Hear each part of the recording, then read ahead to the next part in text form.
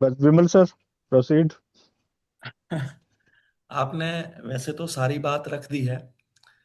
कल भी नरेंद्र भाई नरेंद्र भाई जांगीड़ जब कल अटखेलियां कर रहे थे, सभी ग्रुप्स में लोगों को नचा रहे थे, तो पहले तो बड़े बड़े लंबे लंबे ऐसे आ रहे थे चैट जीपीटी से और इधर उधर से। तो मैंने रात को एक ही बात लिखी कि भैया, प्राची का मतलब ये होता है, और ईश का मतलब ईश, और अग्नि का मतलब अग्नि, बात खत्म बस। और घटबिंब के बारे में मैंने हू बहू यही बात बोली जो आपने बोली, यत पिंडे तत् ब्रह्मांडे। मैंने एक ही लाइन लिखी। मैं कहा इसके अलावा तो मुझे लगता नहीं है कि कुछ भी हम ढूंढ पाएंगे। और उस बातों को और बढ़िया तरीके से, प्रैक्टिकल तरीके से एक वर्ड में उन्होंने, हमारे भाई साहब राजेश वर्मा जी ने समझाया। हम में से कुछ लोग इकोनॉमिक्स पढ़े होंगे, हम में से कुछ के बच्चे इकोनॉमिक्स पढ़ रहे होंगे। अगर कोई पढ़ा हुआ है तो उसने एक वर्ड बहुत फ्रीक्वेंटली यूज किया होगा। One is macro economics, second is micro economics. ये उसी का प्रारूप है। राजेश सर ने बहुत सरल तरीके से बता दिया। आपको ध्यान में होगा, एक बार हमने इसी ग्रुप में, इसी जूम में एक लाइव केस डिस्कशन किया था। नीतू जी ने प्रश्न पूछा था, मैंने एक ही बात बोली थी। मैंने कहा हम लोग चीजों को सरलता से लेंगे, और हर प्रश्न का जवाब प्रश्नकर्ता ही देगा। प्रश्नकर्ता नीतू जी थी। अब सामने वाले पे भरोसा भी तो होना चाहिए ना, उसकी कैपेबिलिटी पे। तो नीतू जी, 4 या 5 प्रश्न थे आपके, किसी भी एक प्रश्न का जवाब मैंने तो नहीं दिया था ना। हमने एक प्लॉट की बात की थी कि उसमें फ्लैट्स हैं, किसका ब्रह्म स्थान कैसे निकले, ऐसे बड़ी कुछ कॉम्प्लिकेटेड सा क्वेश्चन था। और मैंने कहा इसी क्वेश्चन को हम लोग हिस्सों में डिवाइड करते हैं और इजीएस्ट वे में लेते हैं। तो आपको जो राजेश भाई ने समझाया, यस वही, सरलता समझाता नहीं, आप ही ने जवाब दिए थे जी। मैं तो क्वेश्चन पूछ रहा था सिर्फ। तो राजेश भाई ने बताया हम लोग एक नगर प्लान कर रहे हैं। हम लोग थोड़ा सा समय दीजिएगा, 4-5 मिनट बस। मुझे भारत सरकार कहती है कि भैया एक नगर प्लान करना है। मेरे को लगता नहीं कोई इस बारे में जवाब देगा। तो नगर प्लान करने के समय, अगर हम लोग 100 लोग हो चुके हैं, कोई बंदा बताएगा क्या पैरामीटर होना चाहिए? नहीं। मैं बड़ा, एंट्रेंस, एक कोशिश करता हूँ एंट्रेंस का, जो मुख्य जो मार्ग रहते हैं उन सब पे ध्यान, जलाशय, इस तरीके की चीजें। अरे, चलिए, उन्हें लगभग उन्हें सही है। बताने दो उनको। नहीं, तो सर ने बोला मुझे। सबसे ज्यादा हम लोग वहां पर प्राकृतिक संसाधनों की उपलब्धता देखते हैं। नगर बसाने का नियम है ये।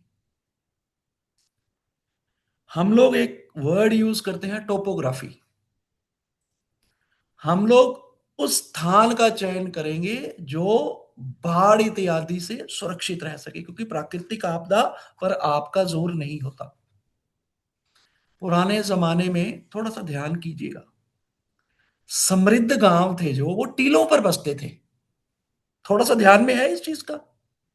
हम्म। आज भी आप हरियाणा, राजस्थान, मध्य प्रदेश, ये जो मध्य भारत जैसा एरिया, इनमें समृद्ध गांव टीलों पर बसे हुए हैं, और वो नीचे की भूमि कृषि के लिए इस्तेमाल करते थे। विजन क्लियर था उनका। प्राकृतिक संसाधनों की उपलब्धता और टोपोग्राफी। उसके बाद संजय भाई कैसे बाहर हो गए थे? अभी तो इनको वेलकम किया था। एज वास्तुविद अब हमारा रोल शुरू होता है। हम लोग भूमि की ऊर्जा सबसे ज्यादा चेक करेंगे वहां पर। भारत में सबसे ज्यादा भूमि की ऊर्जा का किस जगह की है? Do you have any idea? मैंने बोला हुआ है ये,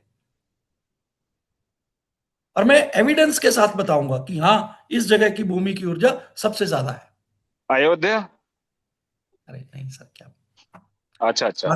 अयोध्या का नाम साकेत है, पुराना नाम, मैं बाद में वो हाँ अलग जी बात साहब। हो जाए। दिल्ली की है, दिल्ली। सबसे ज्यादा भूमि की ऊर्जा दिल्ली की है।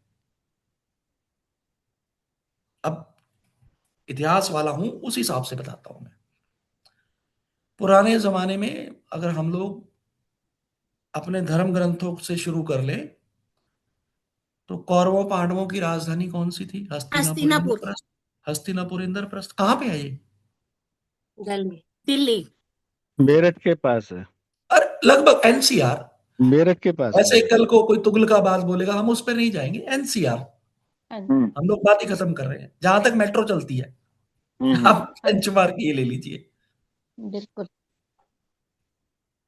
उसके बाद हजारों हजार साल पहले की बात है। अगर हम लोग नक्षत्र विज्ञान पे जाएं तो करीब 5200 साल पहले की बात है ये।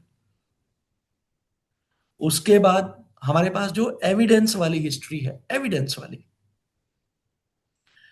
उसके बाद लगभग जो ये राजस्थानी राजा थे, ये आनंद पाल, ये जिन्होंने लाल किला बनवाया, ये अब वाला लाल किला नहीं, एक पहले लाल कोट था, उसको भी लाल किला बोलते हैं, उन्होंने बनवाया था। पृथ्वीराज के एंसेस्टर्स थे वो, शायद उनके नाना थे। हाँ जी, अनंगपाल तोमर थे। Anant Pal Tomar, yes, Tomar yes. Dynasty, yes. उनका राज कहाँ? दिल्ली से। राजस्थान के थे लेकिन राज दिल्ली से किया उन्होंने। फिर हमारे ऊपर सबसे पहले जो राज किया विदेशी आक्रांताओं ने, वो कहां से किया? वो तुर्की से किया। लोगों को पता ही नहीं है, लोग मुगल समझते हैं। तुर्की के हमलावरों ने सबसे पहले हम पर हमला किया था। ये बात है करीब करीब शायद 960 ईस्वी की बात है ये। उसके बाद ये मोहम्मद बिन कासिम आया। इस्लाम वहां से फैलना शुरू हुआ, और उससे पहले दक्षिण भारत में फैला था। मोहम्मद बिन का उन्होंने अपना हेडक्वार्टर ये दिल्ली बनाया। तुर्की वालों को क्या पता कि सबसे ज्यादा, लेकिन वो यहां पर बैठे और स्थायी राज कर गए। फिर दिल्ली सल्तनत, कुतुबुद्दीन ऐबक ऐबक तक। फिर उसके बाद कोई और आया, बाबर 1526 में आया, उसने दिल्ली पर कब्जा किया। शेर शाह सूरी, उसके पास बहुत छोटा सा राज्य था, उसने भी दिल्ली पर कब्जा किया। आज तक हम उसका नाम लेते हैं। ये जो रुपया हम लोग इस्तेमाल करते हैं ना, ये शेर शाह सूरी की देन है। जीटी रोड शेर शाह सूरी की देन है। और वो इतना वाइज किंग था,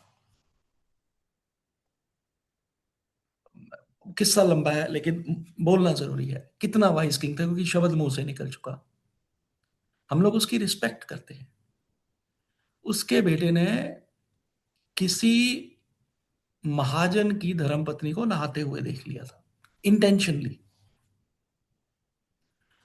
और अपने बेटे को सार्वजनिक रूप से उसने सजा दी थी और देश से बाहर निकाला था।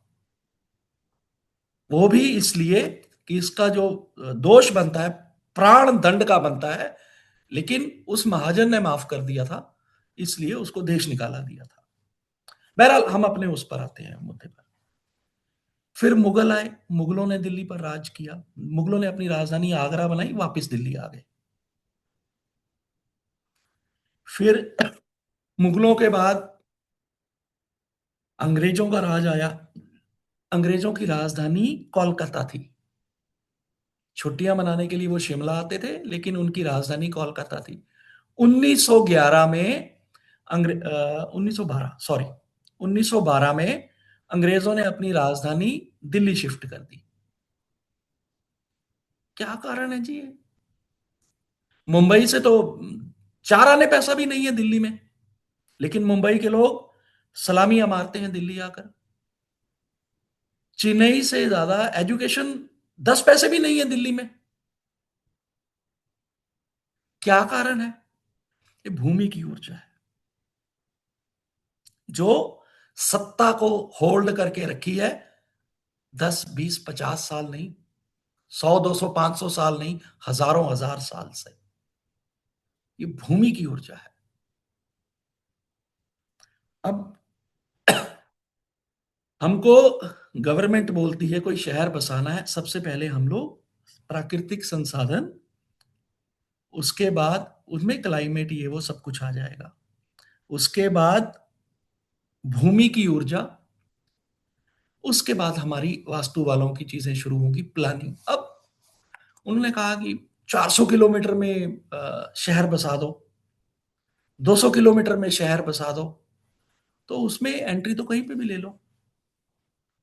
और पुराने जमाने में तो जो सिटीज बनते थे 4 दीवारी में बनते थे, उसमें गेट्स की रेलेवेंस रहती थी। और जब आप बाउंड्री नहीं कर रहे हो तो वहां पर वास्तु पुरुष का निर्माण नहीं होगा।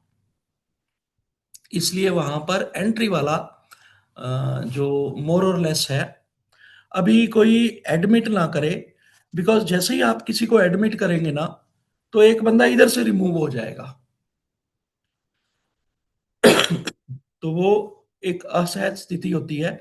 जो बंदा मीटिंग में है, किसी और को एडमिट करने के लिए हम रिमूव कर दें, हमें भी नहीं पता होता कि किसको रिमूव कर रहे हैं, लेकिन जैसे ही एडमिट करेंगे नया वाला एडमिट हो जाएगा और पुराने वाला एक बाहर हो जाएगा। ये हमारी एक साथी दिव्या जी की शिकायत थी, तो मैंने उनको भी एक्सप्लेन किया था। बहरहाल जब हम लोग 4 दीवारी नहीं कर रहे हैं तो एंट्रेंसेस का वाला कॉन्सेप्ट खत्म हो जाता है, लेकिन फिर भी वो इतना इम्पोर्टेंट है कि हम लोग चाहेंगे कि अगर कोई नगर की प्लानिंग करता है तो वो ग्रिड के हिसाब से इमेजिनरी ही बना ले। ज्योतिष भी तो हम इमेजिनरी करते हैं ना, ये 360 का चक्कर होगा जी, डिवाइड बाय 12, इसमें ये राशि, उसमें ये राशि, उसमें ये नक्षत्र, वो इमेजिनरी है। तो हम लोगों को भी पता चल जाए कि भैया ये 5 किलोमीटर की टेरिटरी या 25 किलोमीटर की टेरिटरी या 200 किलोमीटर की टेरिटरी, 2 नए शहर बन भी रहे हैं, एक धोलेरा और दूसरा अमरावती। Amravati is in Andhra Pradesh. ये जो नया आंध्र प्रदेश बन रहा है, तेलंगाना और आंध्र प्रदेश जो सेपरेट हुए हैं, अभी इनकी कॉमन कैपिटल हैदराबाद है। नहीं बताइए, मेरे ख्याल में देख लेकिन है जी, पेज पर अच्छा गलती से ऑन हो गए होंगे, बाकियों को म्यूट कर दीजिए। तो वो कैपिटल वास्तु के हिसाब से बन रही है। और आई हैव हियर्ड कि धोलेरा है जो वो भी वास्तु के हिसाब से बन रहा है, लेकिन मेरे पास उसका नहीं, लेकिन अमरावती का श्योर है, अब श्योर है कि वो वास्तु के हिसाब से बन रहा है, बिकॉज उसके सेक्रेटरीट चेंज किए गए ड्यू टू ऑल दिस। मैं बताता हूं आगे। तो उसके बाद हम लोग ग्रिड करेंगे, तो हम लोग चाहेंगे कि जो उस शहर के एंट्रेंस पॉइंट है, क्योंकि कॉलोनी तो है नहीं कि एक एंट्रेंस पॉइंट होगा, मल्टीपल रोड्स होंगी, 10, 20, 25, 15, 18, 8, 10 कुछ भी एंट्री हो सकती है। अब दिल्ली की कोई एंट्री एक थोड़ा है, मेरा ख्याल 100+ एंट्रीज होंगी। मुंबई की कोई एक एंट्री थोड़ा है, 500 एंट्रीज होंगी। तो हम लोग फिर भी चाहेंगे कि अच्छी जगह पे एंट्री। अब हमारा काम शुरू होता है वहां पर। उन्होंने एक ब्लॉक दे दिया हमें, तो हमें ये देखना है कि इंडस्ट्री दूर से दूर हो, सेक्रेटरीट एक सेफर जगह पर हो, सिटी सेंटर लगभग मध्य में हो, और एडमिनिस्ट्रेटिव है जो वो दक्षिण में रहे, जो कॉलोनीज है वो साउथ वेस्ट में रहे। ये हम लोगों का मोटे मोटे तौर पर भी पार्क, एंटरटेनमेंट, ये हम लोग वही सेम वास्तु के प्रिंसिपल्स, लेकिन वो कितना, कैसे, क्यों होना चाहिए, ये सम्रांगण सूत्रधार में बताया गया, जो राजा भोज द्वारा लिखी गई है। अगर किसी को इंटरेस्ट हो तो वो बुक पढ़े। सिटी प्लानिंग के बारे में मोस्ट ऑथेंटिकेटेड बुक है, और मुझे लगता है उसको बाईपास करना मॉडर्न आर्किटेक्ट्स के लिए भी आज की डेट में मुश्किल है, इतनी स्टीक बुक है वो। एग्जाम्पलरी हमारे सामने मॉडर्न सिटी आज तक एक ही बना है, वो है चंडीगढ़। और इसी प्लानिंग के हिसाब से बना हुआ है, 2-1 वास्तु दोषों को छोड़ दे। जैसे कि वहां पर भी एक स्लोप गलत दिशा में है और दूसरा वहां पर जो सुखना लेक है वो गलत दिशा में पड़ती है, ऐसा करके कुछ है। तो सर अदरवाइज वो इसमें सर एक जयपुर भी है। जयपुर एक आप वास्तु वॉल आधारित सिटी है। हाँ, यस, जो कि मैंने इसका नहीं, वॉल मैंने सिटी का मॉडर्न देखा। प्लान्ड सिटी बोला। हाँ जयपुर जी, हाँ जी। बहुत पुराना बसा हुआ है, लेकिन जयपुर और भोपाल दो ऐसे शहर हैं जो पूर्णतः वास्तु के हिसाब से बनाए गए थे, वो परकोटे वाले। उसके बाद तो मेरे ख्याल 100 गुना बढ़ चुके हैं, लेकिन जो इनका मूल स्ट्रक्चर है वो और सर वास्तु के सबसे आधार पर है सबसे भोपाल का। बड़ा उदाहरण उसमें ये है विमल भाई, कि जब आप जयपुर में देखते हैं वॉल सिटी में, पिंक सिटी में, तो राजाओं के पास रोड कटिंग की कोई प्रॉब्लम नहीं थी, जगह पूरी थी। लेकिन उन्होंने E1 की एंट्री नहीं ली।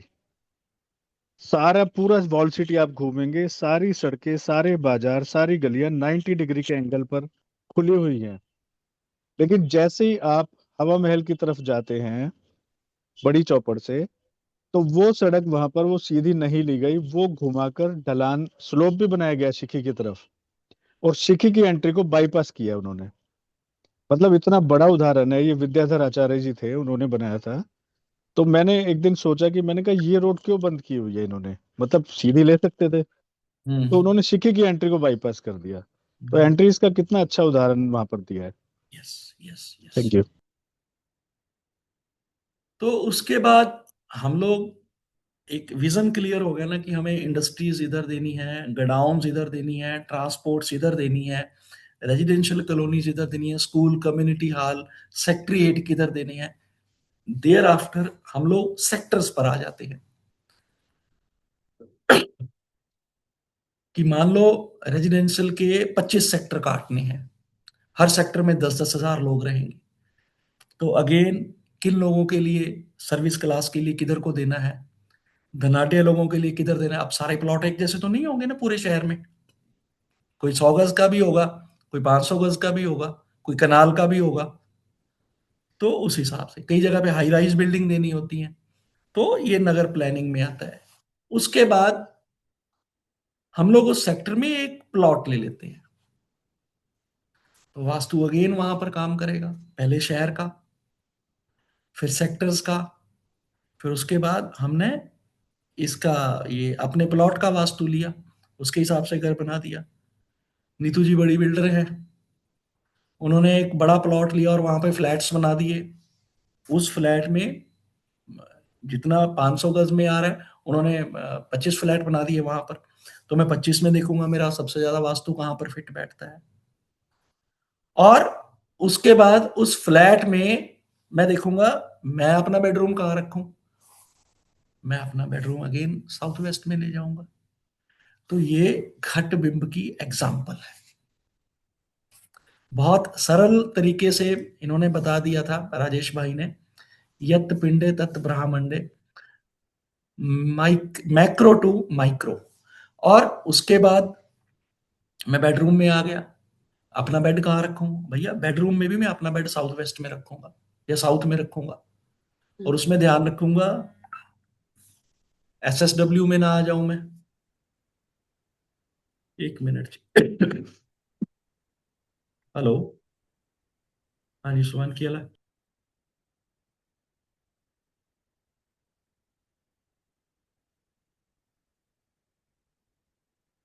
एक्चुअली सर ने बहुत ही अच्छे से समझाया है कि मैक्रो लेवल से माइक्रो लेवल तक कैसे जाया जा सकता है। इसका बड़ा अच्छा एग्जांपल देके सर ने एक्सप्लेन किया।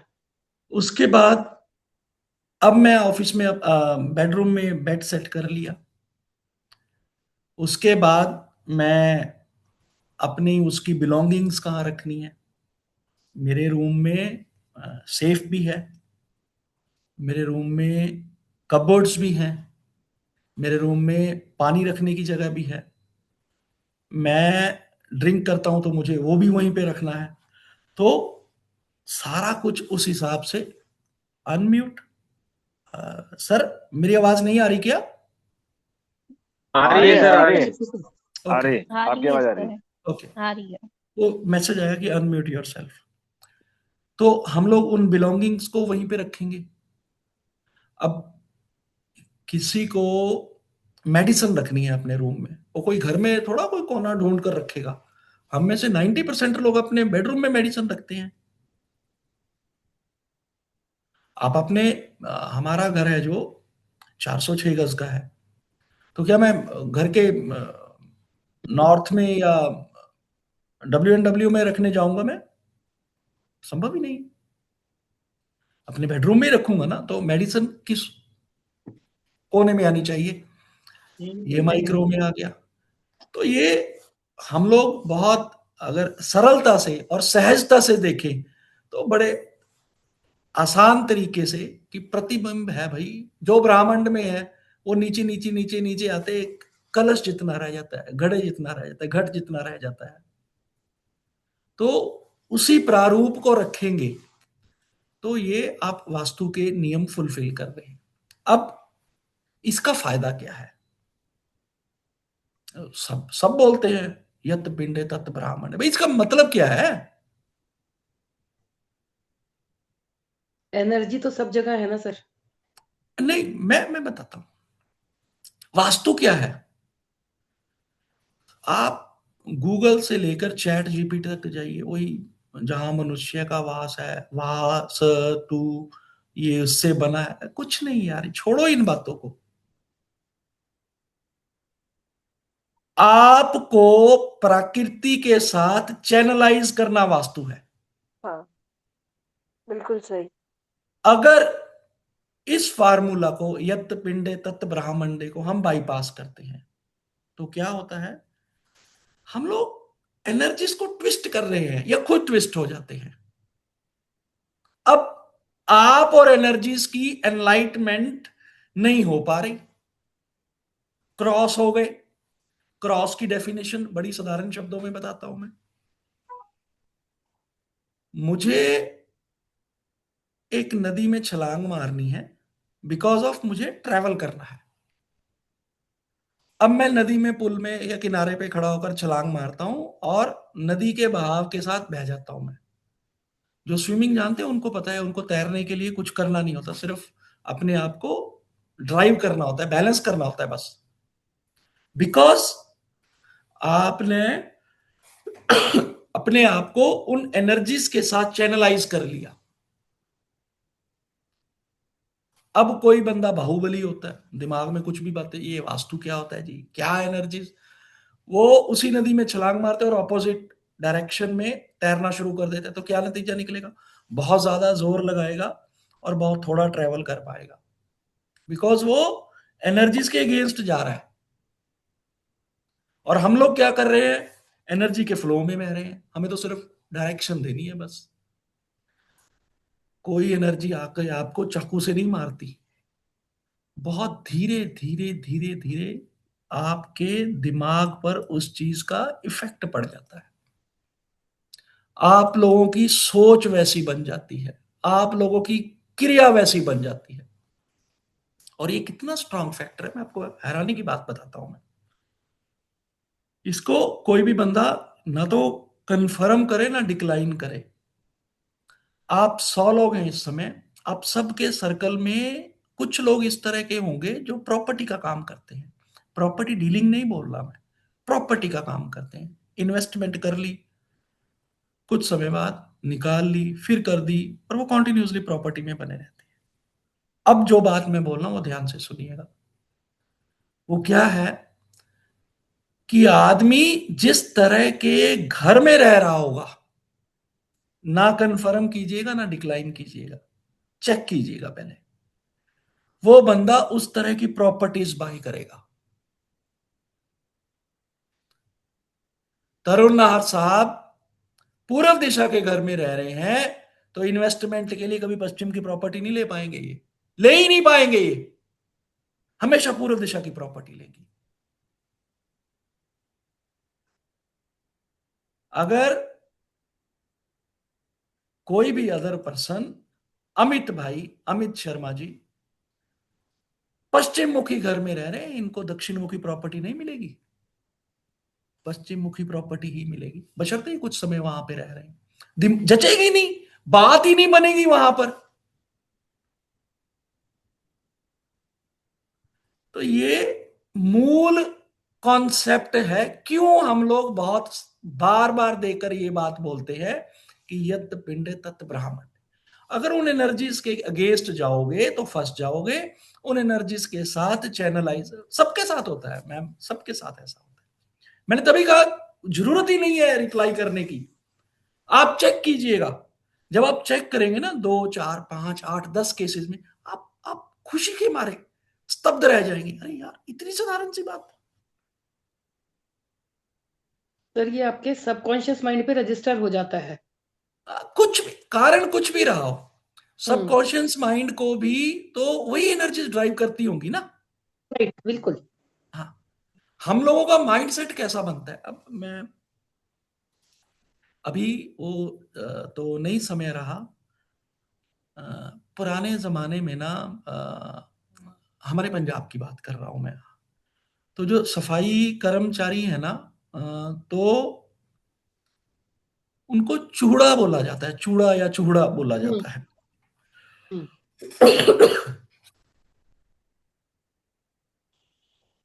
तो और वो जहां पर रहते हैं उनको चूहड़ माजरी बोला जाता है। जो पंजाब और उत्तर भारत के लोग हैं वो इस चीज को जानते हैं।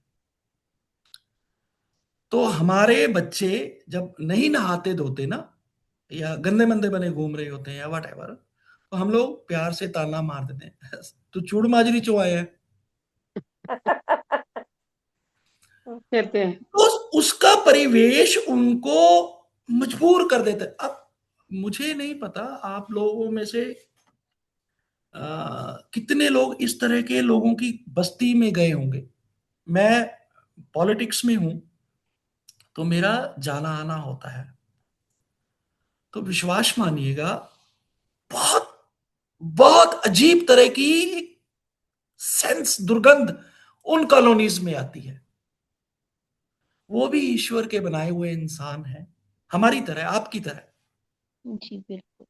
लेकिन उनके घरों में, उनकी कॉलोनीज में समय, अरे वो धनाढ्य लोग हैं, वो भी, उनके घरों में भी मैंने गाड़ियां खड़ी देखी हैं। ऐसा नहीं कि वो बिल्कुल हैंड टू माउथ वाला सीन है, वो बोरी हटाई, ऐसा कुछ भी नहीं है। पक्के घर, पक्के फर्श, गाड़ियां खड़ी हैं, टू व्हीलर्स खड़े हैं, उनके बच्चे भी पढ़ रहे, लेकिन उनकी गंध, हमारे वास्तु में आता है ना, गंध, स्वाद, हाँ हाँ बिल्कुल। सेंस, हाँ वो गंध वैसी निकलती है। आप आजमा कर देखिएगा ये चीजें। सॉरी, मैं मतलब उस भाव से नहीं बोल रहा, लेकिन ये हमारे शास्त्रों में लिखा हुआ है और हम लोग चाह कर भी इसको डिक्लाइन नहीं कर पाते आज के समय में भी। मैंने जी 5 मिनट मांगे थे, पर लगता है मुझे, मैं 40 मिनट ले गया, तो मैं अब अपनी वाणी को विराम देता हूँ। तो मजा आता है सर आप बोलते हैं तो। सर, आपको बहुत बढ़िया सुनते सर, रहने बहुत का अच्छा मन रहा, होता है। बहुत अच्छा रहा। आप बोलते रहे, हम लोग सुनते रहे, ऐसा लगता है। हाँ, विमल जी, बहुत बहुत शुक्रिया जी, आप सबका मैंने बहुत बढ़िया, प्रेम, थैंक विमल यू। जी, आप विमल सबका जी, प्रेम यूं आपका बना विजन रहे। बिल्कुल अलग है और बहुत बढ़िया हाँ तरीके हाँ से सुनने मिलता पता नहीं है। लगता समा बांध देते हो आप। अरे हाँ सर सर हाँ, सर, बहुत बहुत धन्यवाद, बहुत बहुत धन्यवाद। Thank you. इसलिए मेरे पास ना कोई शब्द ही नहीं होता जी, इतना प्यार हो गया। प्यार नहीं, प्रेम होता है। प्यार अलग बात है, वो प्रेम हाँ हो गया कि हाँ, आप बस सुनने के लिए स्पेशल कान तरस जाते हैं आपको। बस यही सुनने के लिए, ना मैं मुझे अरे बोलना है सर, ना बहुत कुछ बहुत लिखना है, बस देखना है मैं आपको, सुनना है। Thank you. वो बिल्कुल एक सही, ना, बिल्कुल सही। हम रामायण जब देखते हैं ना, वो सीरियल्स में ही देखा पहली बार, एक मोहपाश आता था। तो आप लोगों के हाँ ये शब्द मोहपाश से ज्यादा काम करते हैं और बंदा बंधा रहता है। इसका क्रेडिट मुझे नहीं, आप लोगों को जाता है। तो सर ये शब्द हमारी आपके लिए यूज होता है। आप जब बोलते हैं ना हाँ तो हम बिल्कुल मोहपाश में बन जाते हैं, मन करता है बोलते अरे रहे बिल्कुल। वाह, सुनते रहे। थैंक यू जी, बिल्कुल थैंक सही कह रहे हो नितिन जी। बिल्कुल बिल्कुल सही। विमल भाई, चलिए चलिए। जब बोलते हैं ना, तो ऐसा लगता है कि जैसे कोई पिक्चर देख रहे हो ना, उसमें बैठ के हाँ हाँ कोई बिल्कुल हाँ, हॉरर फिल्म देख रहे हैं कि भाई जो है, पता, अब इसके आगे क्या होगा, अब इसके आगे क्या होगा, अब इसके भारत आगे क्या के होगा, बस वो टॉप बंद के जाते हैं बस वो बैठ के। विमल भाई की ना कथावाचकों में एक आपका क्वालिटी नाम है, क्यों नहीं है, मुझको ये मुझे भूमिका वास्तु चेक करना होगा कि आप वो टॉप के वास्तु भूमिका में कथावाचकों में क्यों नहीं है आप। हाँ जी, हाँ जी। भाई साहब, भूमिका ऐसा बांधते हो ना जब आप, तो भूमिका में ही आदमी रहता है, मेन ऐसे तक तो बाद बिल्कुल में बिल्कुल। पहुंचता है। हाँ, नहीं बिल्कुल सही बात है। भूमिका में रहता है मैंने जी, विमल जी, मतलब जो स्टार्टिंग होती है ना, जी जी जी जी विमल जी एक मिनट। स्टार्टिंग एकदम मतलब। जी सर, जी थैंक यू। बोलिए। मैं कह रहा हूँ जो आप अभी ये 40 मिनट तक स्पीच दी ना, यही सवाल मैंने आपके एस्ट्रोलॉजी 1 में डाला, देखो शाम को। मैं देखता हूँ गर्ग साहब, प्रणाम और और आपका मैंने ये स्वागत है जी चीज आज शाम को ही की डाली मीटिंग है, में। अच्छा अच्छा अच्छा अच्छा अच्छा, मैं लिख शशि कर डाला पोद्दार है मैंने। कोलकाता से। ये मैं गर्ग साहब फर्स्ट हैं टाइम जी हमारे। मीटिंग अटेंड कर रही मैं हूँ। मैंने लिखा है, एक मिनट मैंने लिखा है, हम किसी का वास्तु करते हैं या कुछ करते हैं तो वो दुकान क्यों नहीं चलती, ऑफिस क्यों नहीं चलता, उसके आसपास का भी सारा कुछ देखा जाता है, उस मार्केट का भी। खाली एक चीज नहीं देखी जाती, खास वास्तु। आप देखो लिखा हुआ नमस्ते है जो विमल आप सर। हाँ पूरी जी, हाँ जी, इस भूमिका पर बता चर्चा रहे थे, हो चुकी है गर्ग साहब। जैसे नगर इस पर बसाने की बता रहे थे। बिल्कुल बिल्कुल, ये सब ग्रुप में चर्चा हो चुकी है इसके बारे में भी, कि ओंकार बाहरी भाई, परिवेश देखना कितना जरूरी है। नमस्ते विमल सर, मैं क्योंकि कोलकाता से हूँ। आपके ऑफिस मैं के पास फर्स्ट किस टाइम तरह की मीटिंग दुकानें अटेंड कर हैं, रही क्या हूँ चीजें हैं, और फैक्ट्री के मुझे पास कैसी बहुत अच्छा लग रहा है। माहौल एक ऐसा है? एक लग रहा है करके कि बोलिए, मैं एक एक करके बहुत बोलिए कुछ यहाँ प्लीज। से सीख के जाऊंगी। मैं फर्स्ट टाइम आज जूम मीटिंग अटेंड कर रही हूँ और मुझे बहुत अच्छा लग रहा है। मैंने आज तक जो भी कुछ सीखा है उससे लग रहा है कि अभी तो बहुत कुछ सीखना बाकी है। थैंक अभी यू तो सो मैम मच। बहुत कुछ सीखना है, हम भी सीख ही रहे हैं। अभी थैंक हम यू सो विमल जी से मच। बोलना सीखेंगे। यहाँ शशि जी, यहाँ सभी कोई सीख रहे हैं, कोई भी मतलब ये नहीं, मैं नहीं है कि बिगनर भाई हूँ। मैं, हाँ, मैं भी हम भी सब साल भर बिगिनर से हैं इस जी। लाइन में आई हूँ, मैं बिगनर हूँ। हम भी ओके। मुझे बिगिनर तो हैं आप जी। लोगों का साथ मिला है तो मैं अपने आप को बहुत धन्य समझ रही हूँ। और इंसान ऐसा का लग रहा है कि डिवोशन जैसे मैं देखिए। तो अभी कुछ ही नहीं जानती। मैंने कहा इंसान का डिवोशन देखिए, इनका गला खराब है, तबीयत खराब है। जब जालंधर में वहां पर ज्योतिष की मीटिंग में गए थे, सर को भी इतना मोह है हम लोगों से कि हमें बांध के रखते हैं, अपना इतना इंपॉर्टेंट टाइम हमको देते हैं, तबीयत खराब में भी हमको अपना समझते हैं। वो बहुत बड़ी बात है सर आप में। Thank you Neetu ji, thank you thank you. Neetu ma'am, इसीलिए तो ओनली विमल आता है, और किसी बिल्कुल नाम के आगे हाँ, बिल्कुल ओनली ओनली नहीं लिखा विमल। होता। ओनली विमल जो है वो भैया का ओनली यही विमल बना लगता है, हुआ। देखो ओनली रेमंड नहीं है, ओनली दाने विमल दाने ही है में बस। केसर। और किसी दाने दाने ब्रांड में के आगे केसर। नहीं है ये वर्ड। ओनली ग्वालियर भी नहीं है, ओनली फगवाड़ा भी नहीं है, ओनली विमल है। ओनली विमल। हमें तो ऐसा लगता है ओके। जब विमल सर बोलते हैं जैसे कोई हमारा कोई गार्जियन बोल रहा हो ना, ऐसा कौन लगता है बोल हमें रहा तो। हो सर? Guardian guardian. अच्छा गार्जियन। अच्छा जी ओ। जी जी, ऐसा लगता है, ऐसा लगता है। आपका चलिए प्यार सर, झलकता है बहुत हमको। आप लोगों का स्नेह है जी। मैं तो हमेशा बोलता हूँ कि आप लोग परिवार का हिस्सा हैं। जितना समय हम अपने परिवार को देते हैं उससे थोड़ा सा ज्यादा समय कहीं ना कहीं हम लोग एक दूसरे के साथ बिताते हैं, तो वो स्नेह भी काम करता है। और ये आपकी काइंडनेस है। मैं साधारण बातें करता हूँ, मैंने कभी बहुत टेक्निकल बात नहीं की। आप उसको भी स्नेह देते हैं, उसको भी अप्रिशिएट करते हैं, तो मन करता है अपने दिल की बात रखने का। तो आप सबका ये बहुत हमारे बहुत ग्रुप के शुक्रिया। अमीन ये हमारे ग्रुप के अमीन सयानी है, और अमीन सयानी होते हैं ना तो इनको कड़ी टक्कर देते ही है। ये ये तो उनको आपने ये अपने आप मणिशंकर को गुप्ता जी उनका वाला बहुत शब्द बड़ा बोल फैन दिया। मानते हैं। हाँ, ये वो अपने आप को उनका बहुत बड़ा फैन मानते हैं, बट आई मैं थिंक बिल्कुल उनका यू आर उनका इक्वली बहुत बड़ा गुड। फैन। मैं स्पीच में अटल बिहारी वाजपेयी जी का और मतलब बोलने के अंदाज में अमीन सयानी साहब का, उनका कोई मुकाबला नहीं। तो आप उनके मैं कॉम्बिनेशन। पॉलिटिक्स में जब चूज करूंगा तो स्पीच में मैं अटल बिहारी वाजपेयी जी को, आप विश्वास मानिए। 3000 वोट पक्का जलंधर आके हम लोग वोट देंगे, चाहे हमारी कॉन्स्टिट्यूशन जो चाहे जो हो। मैं आपको एक छोटी सी बात बताता हूँ, अमीन मलेरकोटला। सयानी साहब को तो मलेर नहीं सबने नहीं, सुना पहले है। मेरी बात। नहीं नहीं, हाँ पहले जी मेरी हाँ, बात। प्लीज नहीं नहीं, पहले प्लीज मेरी प्लीज। बात। 3000 वोट। 3000 वोट भाई साहब आपका पक्का है। हमारी कॉन्स्टिट्यूशन चाहे महाराष्ट्र हो, गुजरात हो, उत्तर प्रदेश हो, चाहे कोई हो, 3000 वोट लेके आप बैठो मलेरकोटला में, बोलो मेरे को कम से कम पंचायती तो दे ही दो। नहीं भैया, भैया ओंकार भैया, मैं इनको संजीदा राजनीति रूप में से, नहीं इलेक्शन बांटेंगे। एमपी का। इनको मैं राजनीति में संजीदा, नहीं बांटेंगे, ये वो हो जाएंगे। हम तो सबके साथ हाँ, चल नहीं पाएंगे। तो हमको ही नहीं मिलेंगे, नहीं तो हमको ही नहीं मैं हाँ, मिलेंगे। देखिए, नहीं नहीं, मैं वो अलग संजीदा अलग रूप ग्रुप से, में हो जाएंगे ना। हम किसी ग्रुप में नहीं बांटेंगे, इनको सबके देखो जी, साथ ऐसा रखेंगे। है विमल भाई, अगर जो इसमें खड़े होते हैं ना इलेक्शन में, किसी भी इलेक्शन में, तो मैं तो वोट दूंगा नहीं। क्यों नहीं दूंगा उसका कारण भी बता देता हूँ। क्योंकि फिर हमें ये विमल भाई की आवाज सुनने को नहीं मिलेगी, हमें अपॉइंटमेंट लेना पड़ेगा फिर। मैं आपको बता देता हूँ कि मैं 2024 में मैं जिस विचारधारा के साथ जुड़ा हुआ हूं, मैंने सांसद की टिकट के लिए अप्लाई किया था और संजीदा रूप से अप्लाई किया था।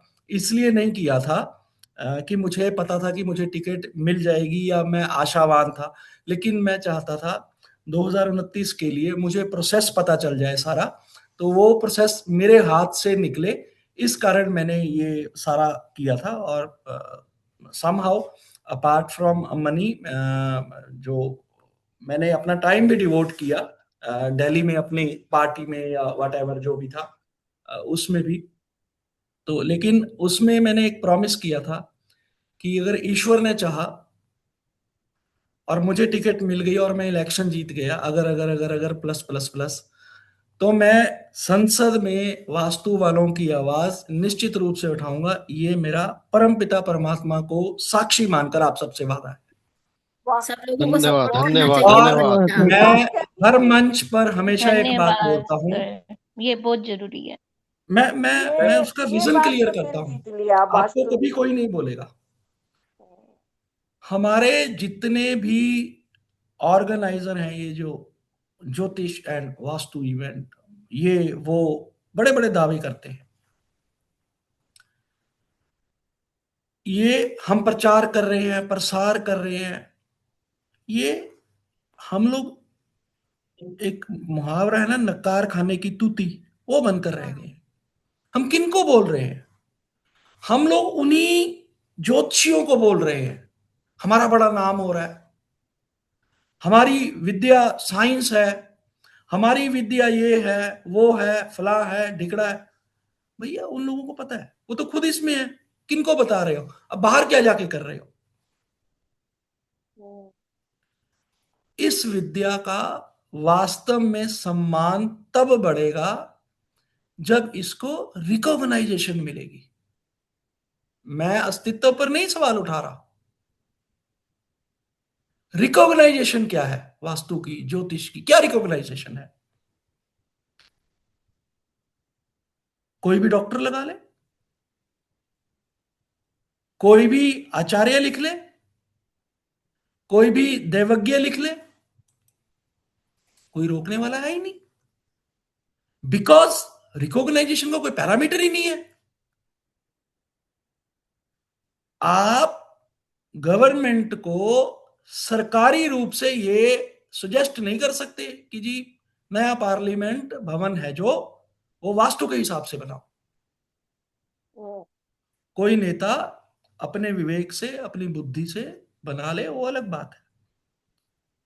वो आर्किटेक्ट को बोल दे, बिमल जी हैं शायद, बिमल मेहता है, क्या नाम है जी उनका, जिन्होंने जो सुप्रीम आर्किटेक्चर है, व्हाटएवर, वो कह रहे हैं कि मैंने किसी वास्तु वाले से पूछा था। एसके मेहता है शायद, है हैं जी? एसके मेहता था शायद। नहीं, नहीं। अरे नहीं सर, वो तो उलूल जुलूल किसका वाले नाम ले हैं। दिया, किसका नाम ले दिया? बिमल मेहता है या बिमल जलान है? बिमल जलान तो नहीं, बिमल करके है उनका वर्ड, बिमल भारती कुछ ऐसा करके नाम है। व्हाटएवर, आप चेक कीजिए न्यू पार्लियामेंट के आर्किटेक्ट कौन है, वो 1 मिनट में आ जाएगा सामने। तो उन्होंने कहा कि मैंने वास्तु वाले से पूछा, तो मैंने उसके हिसाब से प्लान किया, लेकिन ये ऑन रिकॉर्ड नहीं आता। हम लोग 15 अगस्त 1947 से आज 17 जनवरी 2026 तक है, कोई पीएम आपको ऑफिशियली इसको कंफर्म नहीं करता। गवर्नमेंट किसी की भी रही हो, कोई कंफर्म नहीं करता। ये हमारे देश का हाल है। विदेशों में तो हम लोगों को, अगर हम लोग इस तरह की बातें करते हैं ना, तो हमें अंधविश्वास फैलाने के ऑफेंस में पनिश भी किया जा सकता है। दुर्भाग्य लगता है ये सुनने में। अब ये सब क्यों है? क्योंकि हम लोग अपनी विद्याओं के सम्मान में खड़े होने के गट्स नहीं रखते। हाँ जी, बोलिए बोलिए बोलिए भाई साहब, बोलिए, अनम्यूट कर लीजिए। बिमल पटेल, डॉक्टर विमल पटेल है जी, डॉक्टर विमल पटेल। हाँ बिमल पटेल, वही मैंने, क्योंकि मुझे पता है वो मेरे हम नाम है, मुझे इसलिए पता है। चले हम लोग अपनी बात कंटिन्यू करें। अब ये रिकॉग्नाइजेशन मिलेगी कहां पर? बड़ा सरल है, मुझे हैरानी होती है आज तक किसी ने उस पर फोकस नहीं किया।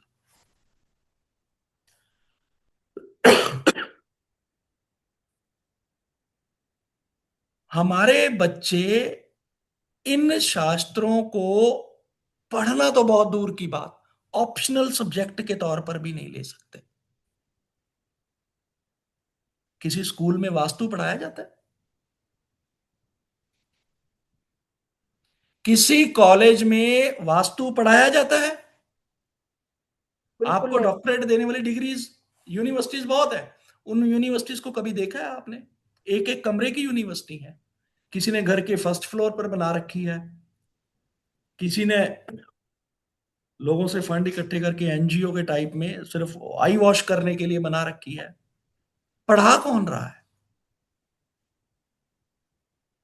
कोई नहीं पढ़ा। इसको हम लोग जब तक करिकुलम में नहीं लाएंगे, ये विद्या कभी उठ नहीं पाएगी, कभी सम्मान नहीं पा पाएगी। तो ईश्वर ने चाहा, जब भी मैं कभी अपने क्षेत्र की जनता की आवाज बनकर संसद में गया, तो मैं निश्चित रूप से संस्कृति और एजुकेशन मंत्रालय दो को ये अप्रोच जरूर करूंगा। मैं अभी भी अपने लेवल पर एक नागरिक के तौर पर कर रहा हूं, अभी भी कर रहा हूं। इंजीनियरिंग कॉलेज में तो कोर्स कर दिया है वास्तु का, रुड़की में कर दिया है। ये जो यूनिवर्सिटीज है ना, आप सारा साल ना जाओ तब भी आपको डिग्री डिलीवर कर देती है। ओके, मैंने क्या बोला? यूनिवर्सिटीज का नाम नहीं लिया मैंने पूछा किसी स्कूल में पढ़ाया जाता है? नहीं, स्कूल में किसी कॉलेज में पढ़ाया जाता है? यूनिवर्सिटीज डिग्री देती है सिर्फ।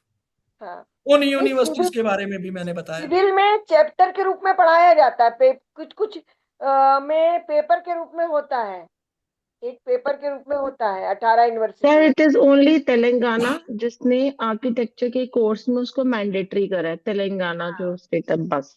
कहाँ से? तेलंगाना। वहाँ के जो सीएम है उनमें उनके जो वास्तु कंसल्टेंट हैं जो उनके मैंने वास्तु आपको बताया ना कि अमरावती वास्तु के हिसाब से बना, वो तेलंगाना में ही है।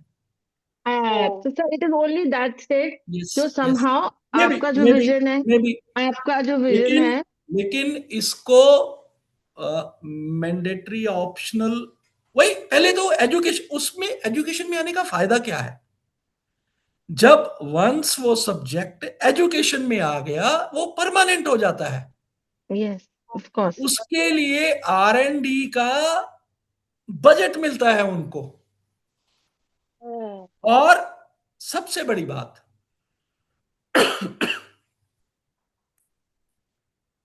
एक जब करिकुलम डिजाइन हो जाता है ना, तो वो बेंचमार्क और परमानेंट रूल बन जाता है। आज की डेट में बहुत सारे लोग बोल देंगे जी ईशान की एंट्री अच्छी है, मैं बोलता हूं बुरी है। हम में से ही बहुत सारे लोग ईशान की एंट्री को अच्छा बोल देंगे। मैं भी तो वास्तु पढ़ा हूं, मैं बोल रहा हूं भैया बुरी है एंट्री, वो तो उनके अपने तर्क हैं, मेरे अपने तर्क हैं। विवाद, वो भी वास्तु की बात कर रहे हैं, मैं भी वास्तु की बात कर रहा हूं। वजह, एक तो मत भिन्नता होती है, दूसरा ये फॉल्ट है। फॉल्ट क्यों है? क्योंकि हम लोग किसी एक रिकॉग्नाइज्ड संस्थान से नहीं पढ़े हुए हैं। उनके लिए वो भी डॉक्टर है, मेरे लिए मैं भी डॉक्टर हूं। आप आई होप मैं जो समझाना चाह रहा हूं, अपनी बात रखना चाह रहा हूं, आप लोग उसको अंडरस्टैंड कर रहे होंगे कि जब तक करिकुलम एक नहीं होगा, कोई आदमी बोल दे जी 2 और 2 5 होते हैं, कोई बोल दे 2 और 2 3 होते हैं, वो बोले मैं भी सही हूं, वो बोले मैं भी सही हूं, तो तू कौन होता है मेरे को गलत साबित करने वाला? ये तो जब तक करिकुलम वाला नहीं बताएगा कि भैया तुम दोनों ही गलत हो, 2 और 2 तो 4 ही होती है, ये करिकुलम में लिखा हुआ है। करिकुलम ही नहीं है हमारे पास। अब कल उन्होंने घटबिंब का सिद्धांत पूछा, क्या है जी? जिस तरह के जवाब आए हुए हैं, क्यों आए हैं 25 तरह के जवाब? हर एक के अपने अपने सोर्सेज है। सबको लगता है मेरा सोर्स ही ठीक है, मेरी साड़ी सबसे सफेद है, जया की साड़ी मेरी साड़ी से सफेद कैसे? हर कोई ज्ञानी है, अज्ञानी तो कोई है ही नहीं। एक हमारे मित्र हैं, वो अजीब गरीब से उपाय बताते हैं, वो उनको कुछ बोल दो, विमल जी आपको रिजल्ट नहीं मिलते तो हम क्या करें, हमारे तो क्लाइंट को इस तरह से रिजल्ट मिल जाता है।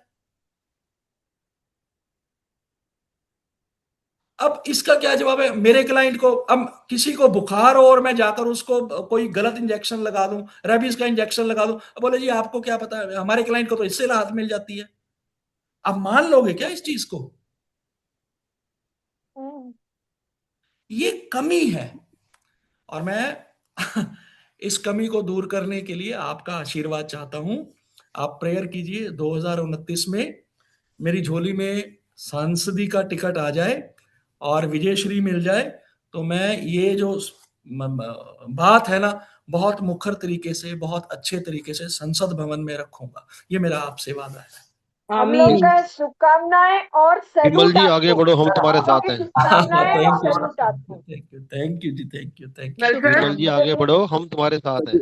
विमल कौन सर, सी मैं पार्टी भी से ले एक चर्चा आपके समक्ष रखना चाहूंगी। पार्टी का जैसे नाम बता मैं दो सर। मैं ओनली राजस्थान गवर्नमेंट कांग्रेस। में प्रिंसिपल हूँ और मेरे कहाँ पे जी? विद्यालयों में ज्योतिष विषय सर चलता है विमल सर। हाँ, जो कौन से कॉलेज में है जी? सर मैं जयपुर में हूँ, राजस्थान में कुकस के पास में है, संस्कृत विद्यालय और महाविद्यालय है। संस्कृत मैं यही विद्यालय। ये प्रिंसिपल हूँ। एक्चुअल में क्या है, इसको थोड़ा सा अगर टेक्निकली, क्योंकि आपसे बात कर सकता हूं मैं, जी ये सर, इसमें यूजीसी है ना, इसमें ज्योतिष चलता है हमारे नहीं यहाँ नहीं, पर। वो चलता होगा, वो देखो लेकिन मैं ज्योतिष और वास्तु जोड़ सकती हूँ क्या सर? मतलब इसके लिए हम मंत्री जी देखिए को देखिए, और हमारे सीएम साहब को मैं एप्लीकेशन दे दें। वेंदेशा जी, मैं नाम का उच्चारण सही कर रहा हूँ दी? सबसे पहले हाँ, तो वेदांश, वेदांश मेरे वेदांश, बेटे के नाम वेदांश। से है। अच्छा, जी दी जी, सबसे पहले तो प्रणाम, और प्रणाम सर बहुत आपका। औजपूर्ण आपका वाणी है, और आपके दर्शन करके भी अच्छा लगा। हाँ आपका सर, मैं डॉक्टर प्रभा पारिक नाम है मेरा, और मैं अच्छा वेद से प्रभा, पीएचडी हूँ और ज्योतिष में मेरा इंटरेस्ट है। और सर मेरे मेरे विद्यालय अरे में और मैम आप प्लीज महाविद्यालय में सर मत बच्चे बोलिए, ज्योतिष पढ़ते हैं। मैं आपके छोटे भाई जैसा हूँ, आप ऐसा मत कीजिए प्लीज। आप अगर जी मुझे जी, विमल कह के संबोधन करेंगे तो मुझे बहुत अच्छा लगेगा। अरे नहीं नहीं सर, आप मेरे आत्मीय हैं और मेरे अनुज हैं।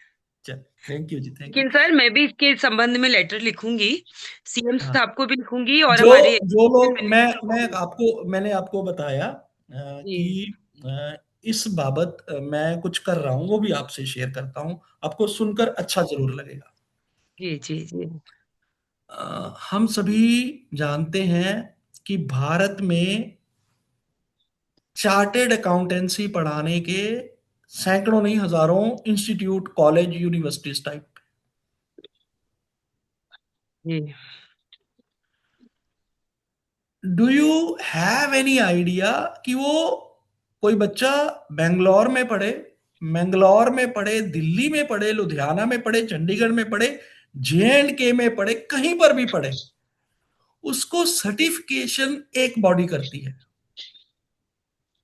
Chartered accountant association of India, जो उल्टा टिक का लोगो बना होता है, वही टेस्ट लेते हैं। वो बोले कहीं से भी पढ़ो भैया, हमें कोई मतलब नहीं है, कहीं से भी पढ़ो, हमें कोई मतलब नहीं है। आप पूनम जी के पास पढ़ो, आप अनुराग जी के पास जाके पढ़ो, आप रीमा जी के पास पढ़ो, ठीक है, आप नेहा जी के पास जाके पढ़ो। अरे अरे मैं बता, ये काइन का लाया फोक।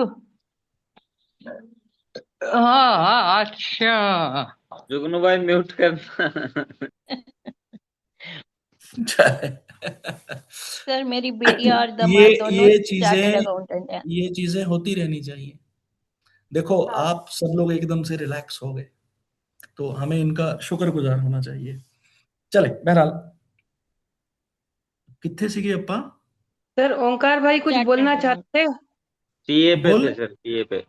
सीए पे, यस, मैं खत्म करता हूँ, फिर ओंकार भाई को बुला देते हैं, मैं अपनी सर बात कट कौन टू सी कट। पार्टी ज्वाइन करेंगे ये बता दो बस। मैं अब कैसे बताऊं? ये मेरी तरफ देखो, बता दो सर, बता दो, कांग्रेस। मेरी बता दो sir. Sir I am also interested. अरे नहीं, वो क्या छोड़ो हुआ? जी, आप मुझे पार्टी लगता है तो कांग्रेस मैं ज्वाइन करेंगे। देखो, मेरे मेरे घर में ना, मेरे माता पिता भी मेरे से डेट बात ऑफ हुई। बर्थ तो ऐसा है इसका विमल सर 2003 विमल सर ये सही है ना?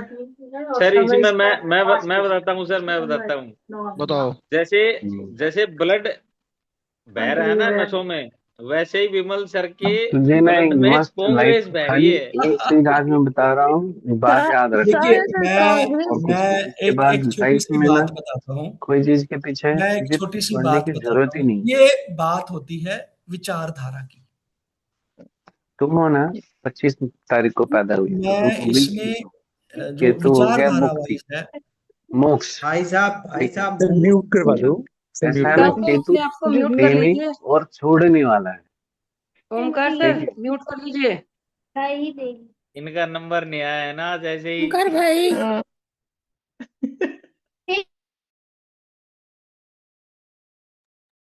हाँ जी मैम, जस्ट 5 मिनट, आखिरी 5 मिनट।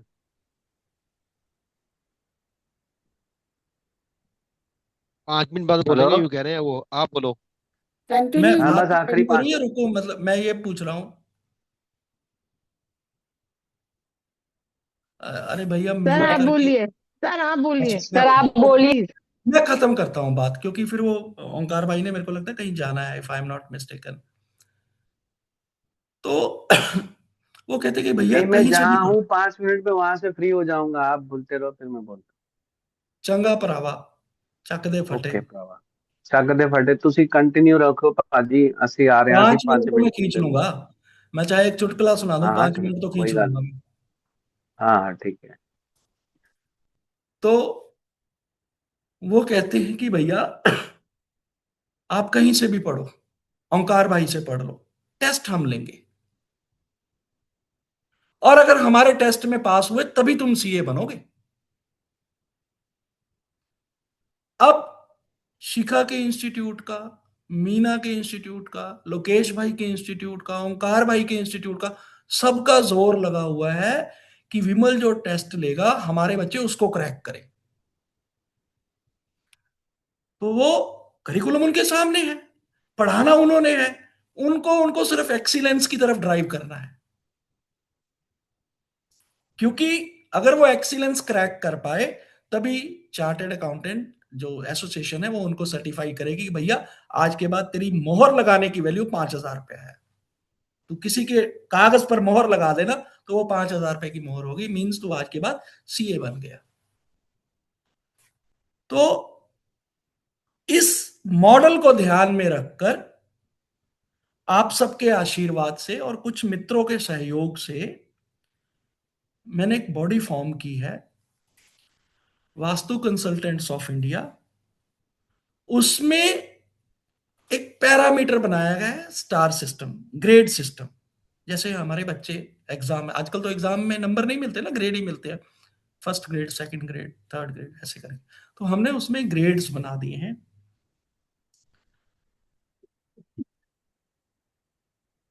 लोकेश भाई कहते हैं मुझे टेस्ट देना है, हम बोलते हैं भैया हमारी ये इतनी फीस है, ये टेस्ट आप दो, आप उसको करो, और उसके बाद जो नतीजा आएगा वो सबके सामने है। और हम लोग उसको ऑनलाइन लिस्ट करेंगे, जो हमारा पाइपलाइन में है। उसमें लोकेश भाई की in actual degrees, in actual test, उनका एक्सपीरियंस, उनकी रिकॉग्नाइजेशंस कौन कौन कर रहे हैं, और उनकी गियर्ड या इक्विपमेंट्स किस तरह के हैं, या उनका प्रैक्टिकलिटी किस तरह की है। ये बहुत सारे पैरामीटर्स बनाए हैं हमने, करीब करीब 20-22 पैरामीटर्स हैं। तो जब बंदा उन पैरामीटर्स को क्रॉस करेगा तो हम लोग देखेंगे उसको 5 स्टार ग्रेड देना है, 4 स्टार ग्रेड देना है, 3 स्टार ग्रेड देना है, या 2 स्टार ग्रेड देना है। 1 स्टार बाय डिफॉल्ट मिल जाएगा जैसे ही वो उस एग्जामिनेशन की फीस देगा। तो ये विजन है, और ये ऑर्गेनाइज्ड वे से काफी आगे बढ़ चुका है। अभी हमारे बीच नहीं है मेरे मित्र नहीं है, नॉट मिस्टेक। चंद्रकांत जी और मैं इस विषय पर काफी आगे बढ़ चुके हैं। भारत में और सिंगापुर में रजिस्ट्रेशन कंप्लीट हो चुकी है। तो ईश्वर ने चाहा एक आध साल में हम लोग उस जो रजिस्ट्रेशन का प्रोसेस है कंप्लीट करने के बाद इसको ऑन एयर करेंगे, और अगर आप लोगों का सहयोग रहा तो निश्चित रूप से हम लोग इसको अपर लेवल तक लेकर जाएंगे, और जो विजन है चार्टर्ड अकाउंटेंट्स वाला उस मॉडल को अपनाने का, उसको हूबहू एग्जीक्यूट करेंगे। और ये नो प्रॉफिट नो लॉस वाले टर्म पर बनाई जा रही है जो ये ऑर्गेनाइजेशन है। तो बाकी डिटेल्स फिर कभी, आज मीटिंग चल रही है, तो बस ये बताना वो था कि ये एक विजन है मेरा वास्तु को लेकर, और आप सबका अगर शुभ आशीष मिलता रहा, आपका हेलो स्नेह यार। मिलता रहा, सहयोग मिलता रहा, तो मैं निश्चित रूप से इस जो विजन है उसको आगे बढ़ाने का प्रयास करूंगा। सर आप शकुन अपशकुन को मानते हैं? बिल्कुल मानता हूँ जी, और मैं बहुत और जबरदस्त सर मानता शकुन कितना अच्छा हुआ, आपका सेंटेंस कंप्लीट नहीं हुआ और शालिनी मुंजाल जी ने ग्रुप हूँ। में ओहो, एंट्री ली, आपका तभी काम मैं इतना 100% अच्छा होगा। अच्छा फील कर रहा था, तभी मैं इतना अच्छा अच्छा 100% फील कर होगा। रहा था। आप आए, बाहर आई। 100% सक्सेस है सर। चलिए शकुन आ गया चलिए, आपका। ये मैं शालिनी मुंजाल को, मिस्टर मुंजाल को हमेशा बोलता हूँ, मैं उनको बोलता हूँ भाई साहब धर्म पत्नी आपकी है लेकिन लकी चार्म मेरे लिए है। मैं हमेशा उनको भी यही बात बोलता हूँ। और मुझे आपको जानकर हैरानी होगी, हम में से बहुत सारे लोग मुझे वास्तु के नाते कम और यंत्रों के नाते ज्यादा जानते हैं, इंटरेक्ट करते हैं। तो मेरे को यंत्रों का काम शुरू करवाने वाली शालिनी मुंजाल है, जिसके लिए मैं उनका ग्रेटफुल हूँ। और प्लीज आप रिएक्शंस द्वारा उनको एक बार थैंक्स कर दीजिए, तो मुझे बहुत अच्छा लगेगा। तो मेरा जो यंत्रों का काम है वो मैम ने शुरू करवाया था, और मेरी बहुत मदद की थी उस समय। मॉरल सपोर्ट दी थी, इनपुट्स दिए थे, प्रोडक्ट कैसे इम्प्रूव किया जाए वगैरह वगैरह के साथ पैसा टका भी दिया था। तो शालिनी मैम आप अनम्यूट कर शालिनी जी लीजिए। को भी बहुत बहुत धन्यवाद कि किस तरीके से हाँ। उन्होंने प्रेरणा दी विमल भाई को साथ खड़े होके, और एक अच्छा आइडिया दिया। आज उनके यंत्रों की हम लोग को बहुत जरूरत है। Thank you ji, thank you thank you. और मैं आपको एक मजे की बात बताता हूँ। Shalini, how long it was जब पहला यंत्र बनाया था? देर होगी, मगर 6-7 साल हो गए होंगे, या इससे भी 6-7 थोड़ा साल, कम। इतने ही हुए हैं। मैं अब आपको मजे की बात बता, जो पहला यंत्र बनाया था, अगर वो आज बन जाए हम उसको इमीडिएटली स्क्रैप कर देते हैं। उसमें अब वाले और तब वाले में बहुत डिफरेंस है। मैं आपको बहुत कभी difference। मेरे ध्यान पास में हुआ पड़ा ना? हुआ है, मेरे पास हाँ पड़ा हाँ, हुआ है, कभी तो आपको नेक्स्ट दिखाऊंगा, मीटिंग में आप दिखाऊंगी। बोलोगे क्या कंपैरिजन है दोनों का। तो मतलब हम मैंने एजुकेशन यंत्र क्वालिटी भी जैसे हम इतनी पूरा। इंप्रूव की है। और ये एक विजन बड़ा क्लियर है शालिनी और मेरा, कि जो यंत्र है ना, मुहूर्त के अलावा बनने नहीं चाहिए। बिल्कुल सही, बिल्कुल सही। और ऑर्गेनिक वे में बने उस जैसा कुछ नहीं है। और इस चीज को मैंने कभी नियतन नहीं छोड़ा है। आज भी बहुत बार होते, बहुत सारे ऑर्डर हाथ से निकल जाते हैं, सिर्फ इस कारण क्योंकि मुहूर्त नहीं होता, और मैं बिना मुहूर्त के कभी इसको एग्जीक्यूट नहीं करता। अरे वाह, आज हमारे पंकज भाई भी आए हुए हैं। पंकज राय जी नमस्कार। सर प्रणाम कर रहा हूँ, प्रणाम पंकज सर। भाई मेरे बहुत दिल के करीब हैं और बहुत अच्छे न्यूमरोलॉजिस्ट हैं। मैं एक बार इनसे, जो मेरे मन में न्यूमरोलॉजी को लेकर एक प्रश्न था ना, इन्होंने बड़ी सहजता के साथ उसका जवाब दिया था, तो उसको मैं रिपीट करवाऊंगा इनसे। उसके बाद ओंकार भाई आते हैं। तो मैंने इनसे प्रश्न पूछा था, जवाब यही देंगे। मैंने कहा जब हम, आपके मन में भी ये प्रश्न कभी ना कभी आया होगा, आप न्यूमरोलॉजी करते हो या ना करते, आपको बीइंग इन अकॉल्ट फील्ड, आप सब लोग इन बातों को कंसिडर जरूर करते होंगे। वो क्या प्रश्न था वो बताता हूं मैं आपको, कि मैं गाड़ी ले रहा हूं, उस गाड़ी का नंबर है, मेरे को एक पैशन है कि 9 नंबर लेना है, मेरे को न्यूमरोलॉजी वाइज नहीं, मेरे को वैसे ही पैशन है, मेरा मंगल वैसे ही बहुत अच्छा है, लेकिन मेरे को एक पैशन रहता है कि 9 number is good for me. Reason भी कोई नहीं, कोई न्यूमरोलॉजी वाइज भी नहीं है। न्यूमरोलॉजी वाइज तो मुझे 3 होना चाहिए, लेकिन मैं हमेशा 9 पे जाकर गिरता हूं, बोलना चाहिए। तो मेरी गाड़ी का नंबर है 9000 या 0009, 2 गाड़ियां हैं। इवन 2 व्हीलर्स के नंबर भी 9000 है मेरे। तो मैंने इनसे पूछा कि भैया 9000 तो मैं ले लेता हूं, मुझे जब कंसीडर करना है तो उसका नंबर है मेरा PB13AG 9000। तो कौन सा नंबर मुझे कंसीडर करना चाहिए? आप लोगों के मन में भी प्रश्न आता होगा। अर्चना दी अब गाड़ी ले रही हैं, ठीक है, पिंकी शायद ले आई है गाड़ी। तो पिंकी ने या अर्चना दी ने जब नंबर लेना होगा तो इनके दिमाग में भी तो रहेगा ना कि हम लोग अपने लिए शुभ नंबर लें। तो कौन सा नंबर कंसीडर करेंगी? GA 72, AP वो जो उसके बाद 4926 आएगा वो करे, या 4926 करे? तो इस बात का बहुत सरल तरीके से जवाब हमारे पंकज भाई देंगे। And I am assuring you कि उस जवाब के बाद मेरे मन में दोबारा कभी दुविधा नहीं हुई है। तो पंकज सर भाई सबसे प्लीज सब अनम्यूट सब कीजिए। जी जी जी, आवाज आ रही सर मेरी? बिल्कुल आ रही है भाई। जी, सबसे पहले तो सभी लोगों को मेरा प्यार भरा नमस्कार प्रणाम। ठीक है, आप सभी कुछ हम उम्र हैं कुछ बड़े हैं, तो सबसे पहले प्रणाम। ठीक है, सभी का आशीर्वाद बना रहे मेरे ऊपर। और अर्चना दीदी, मतलब